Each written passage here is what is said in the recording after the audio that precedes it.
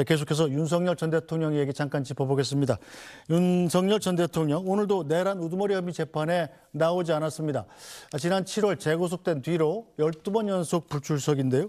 자, 박수현 의원께서는 어떻게 보십니까? 오늘 윤석열 전 대통령 변호인 측이 지난주에 재판에 출석한 이후에 구토와 현기증 증세가 나타나고 건강 상태가 나빠져서 출석이 어렵다 이렇게 밝혔습니다. 저는 지난 작년 12월 12일의 윤 대통령 스스로 발표한 대국민 담화를 국민이 다 기억하고 있다고 생각합니다. 12월 3일 날 위헌 불법 비상계엄이 일어났고 12월 12일 날 윤석열 대통령은 본인이 국민 앞에 법적, 정치적, 도의적 책임을 당당하게 지겠다라고 당당하게 이야기했습니다. 네. 적어도 한때나마 대한민국 대통령의 자리에 있었던 분입니다. 그런데 이렇게 비겁해서는 안 됩니다.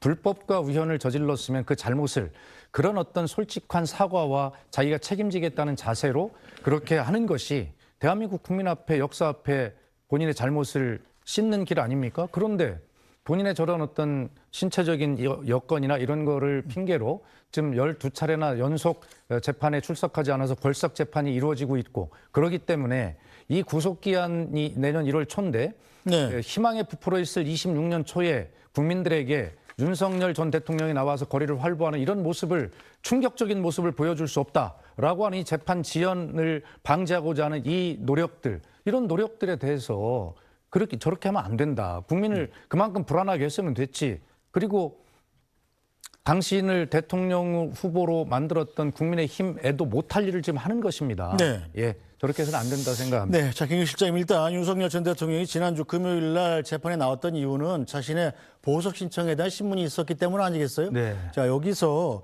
불구속 상태가 된다면 이 사법 절차 협조할 것이다 이렇게 얘기를 했다는데 실제로 법원이 이 윤석열 전 대통령 측의 이런 주장을 받아들여서 보석을 허가할 가능성이 얼마나 있다고 보십니까? 그건 뭐 재판부가 알아서 판단할 문제이기 때문에 뭐 지켜봐야 될 것 같고요.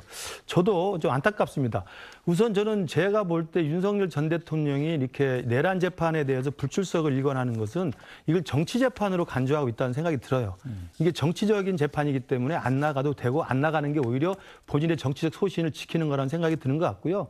저는 그런 면에서는 일관성을 가지고 있다고 생각합니다. 그러면 재판부는 그 피고인 걸석 상태로 진행을 하면 됩니다. 그리고 그거 가지고 걸석 상태로 진행하는 건 박근혜 전 대통령 때도 그랬어요. 그걸 민주당이 난리법석을 난리칠 필요가 없습니다. 걸석으로 계속 재판은 진행이 되고 증거 부르고 증인 불러서 1심 판결 나면 되는 거예요. 그걸 안 한다고 윤 대통령 비난하고 사법부 비난하고 그렇게 할 이유가 없다는 생각이 보면 민주당이 뭐 초조한 생각이 있는 건지 내란죄가 유죄로 안 나온다는 생각 때문에 그런 건지 저는 이해할 수가 없고요. 그리고 두 번째는 윤석열 대통령이 몸이 안 좋아서 자기가 보석으로 해주면 형사재판에 협조하겠다는 이야기는 제가 볼 때 앞뒤가 안 맞죠. 몸이 안 좋아도 재판은 나와야 됩니다. 그리고 적어도 병보석을 신청하려면 재판장에게 보일 때 재판에 성실하게 협조하고 임한다는 것을 보여줘야 아 마음 놓고 보석을 해서 나가도 제한된 조건에서 재판에 협조하겠구나. 나는 신뢰를 줄 거 아닙니까? 네. 근데 보석 신청하다 딱 나오고 그다음부터 나 못 나가겠다 또 그러면 제가 볼 때 재판부에서도 그 이후로 보석을 해주기에는 피고인에 대한 신뢰는 이렇게 높지 않을 것 같습니다. 알겠습니다. 자, 오늘 말씀 여기까지 듣죠. 김근식 전 국민의힘 비전전략실장, 박수현 민주당 수석대변인과 함께했습니다. 두 분 수고하셨습니다.